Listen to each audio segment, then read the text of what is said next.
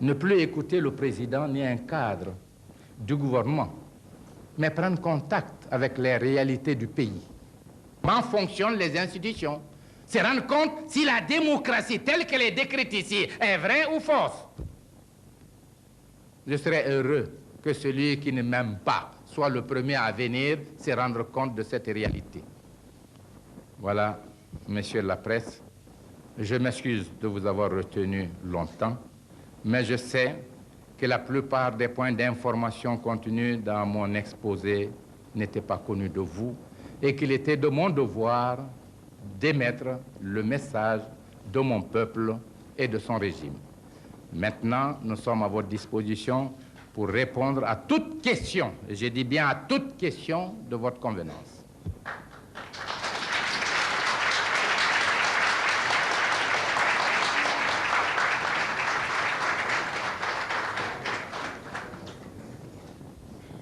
Bon. Je suis à l'aise et je parle sans orgueil.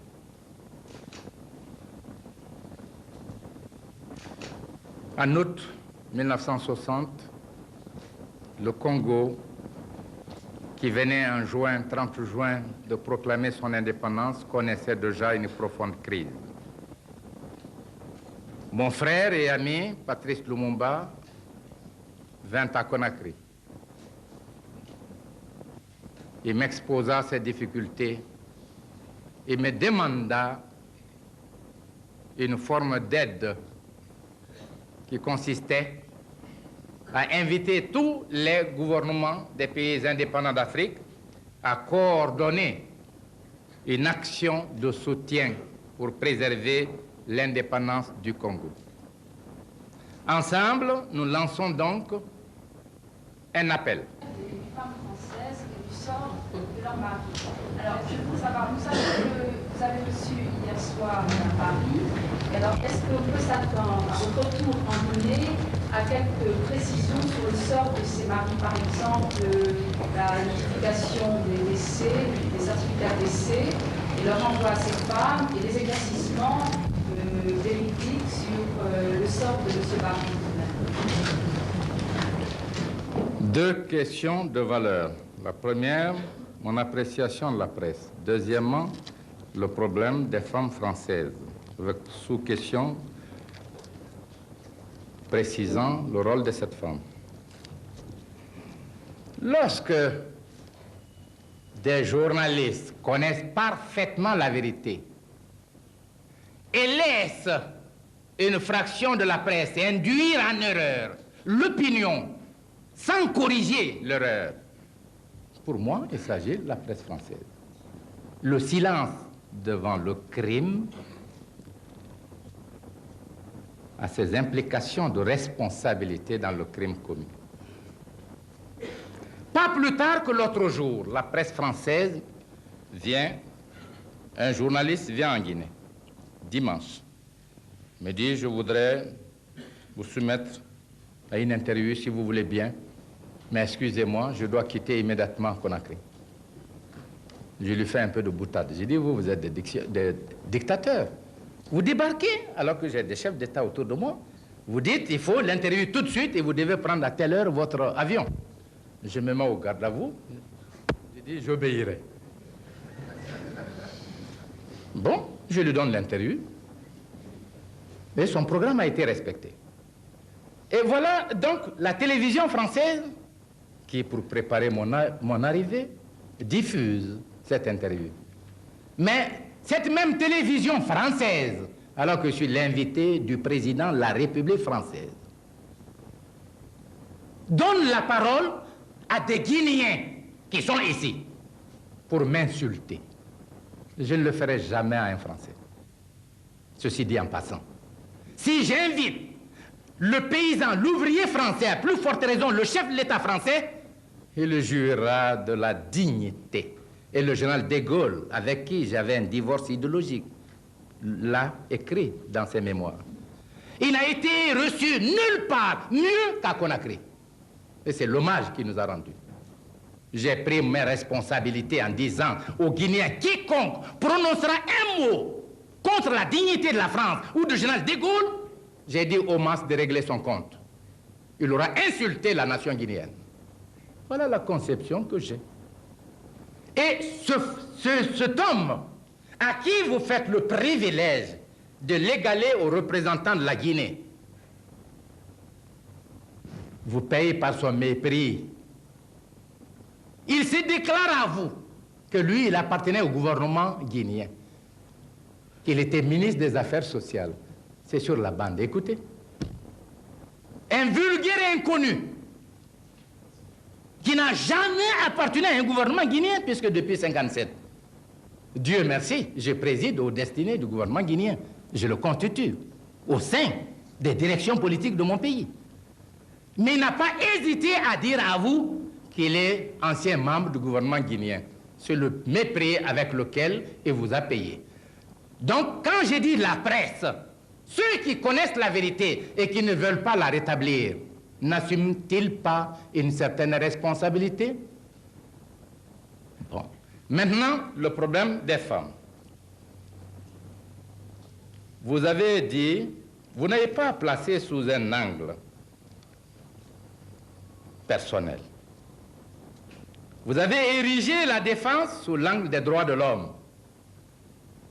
Le premier pays à avoir tenu un colloque idéologique international avec plus de 300 participants, d'éminentes personnalités de tous les horizons, c'est la Guinée.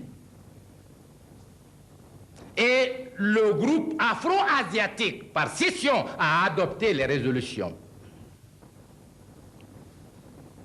Ne parlons pas des mouvements panafricains. Donc, le premier choc en Guinée, le voilà.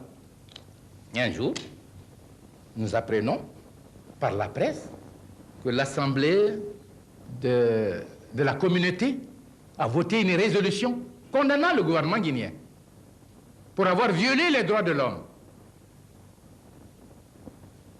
Une fois de plus, c'est le problème permanent. Je voudrais que cette Assemblée condamne un jour la France ou la Grande-Bretagne ou l'Allemagne pour des problèmes concernant 2 ou 3 personnes ici qui ont été jugées, condamnées par les juridictions d'ici. Je crois que la communauté ne le fera pas. Non, on le fait parce que nous sommes ce que nous sommes. Deuxièmement, ces femmes, à partir de la presse, laissent croire qu'elles sont victimes. Elles sont victimes de quoi? Je voudrais le savoir. Est-ce que leurs maris ont été poursuivis pour délit de presse, pour activité politique? Je voudrais le savoir. Où sont-ils impliqués dans le complot dont la Guinée a été victime? Je voudrais le savoir. Je viens de vous dire que tous ceux-là n'ont été poursuivis que pour complot. Et parmi l'une des femmes, elle se réclame d'un mari. Je vous apprends un secret. Voilà Madame Touré. Elle est là. C'est son oncle. Il s'agit de son oncle, du frère de sa maman. J'ai des parents dans les comploteurs. Chacun d'eux a des parents. Lui, il a des parents. C'est un événement extraordinaire qu'a vécu notre peuple. J'aurais préféré, je vous l'ai dit tout à l'heure, la lutte des idées. C'est l'âme chère. Personne n'a le monopole de la vérité. Et la contradiction politique est une essence de dynamisation de la vie dans un pays. Mais pas la trahison. Pas se faire vendre au régime étranger, percevoir des sommes, prendre les armes contre son propre peuple.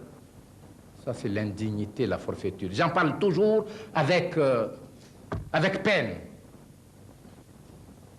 Que cette femme, si elle était venue à Conakry, dire « Ah, j'ai besoin d'un certificat, j'ai appris ceci et cela », elle l'aurait eu tout de suite. Elle sait comment elle est venue avec les enfants. Je vous l'ai dit tout à l'heure. Elle sait qui a payé les transports. Donc, respect de ces rapports, elle serait venue, elle aurait eu ce qu'elle demandait. Mais elles vont saisir la communauté pour traîner dans la boue la Guinée. Je ne réponds pas. Elles saisissent certains journaux pour nous traîner dans la boue. Je ne réponds pas.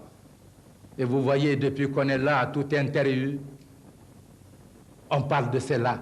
C'est cela qui fait le rapport entre l'Afrique, entre la Guinée et la France.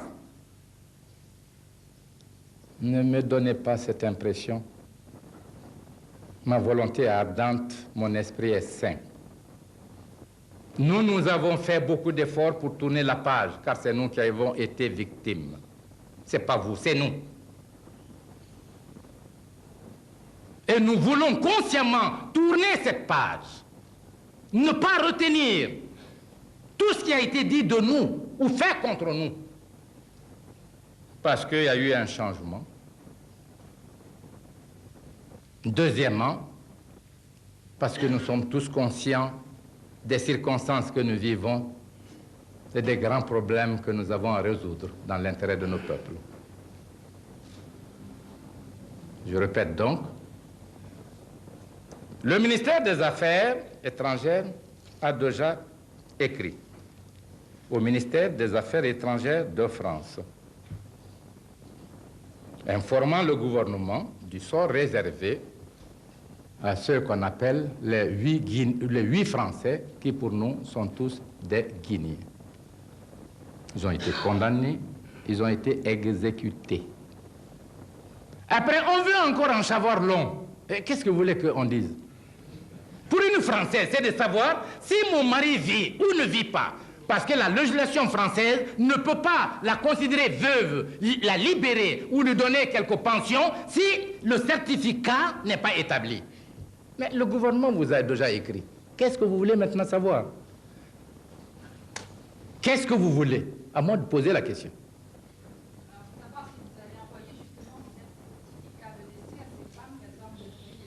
J'écris au gouvernement avec timbre, avec signature, c'est pas suffisant. C'est du formalisme. C'est du formalisme. Le certificat, chez nous, on a dit, et monsieur, tant, on met le tampon, acte de l'état civil. Mais le papier d'état civil en Guinée est différent. La nomenclature chez nous est différente de la vôtre, chaque pays. Une lettre officielle d'un gouvernement à un gouvernement n'est-il pas supérieur à tout? Hein? Bon, si vous voulez, je vous demande vraiment de voir l'avenir et de revenir à la vérité. On ne peut pas construire l'avenir en s'enfermant dans la confusion. Et nous, qui parlons de révolution et de progrès, disons, le premier ennemi d'une révolution, c'est la confusion. J'ai un thème là-dessus.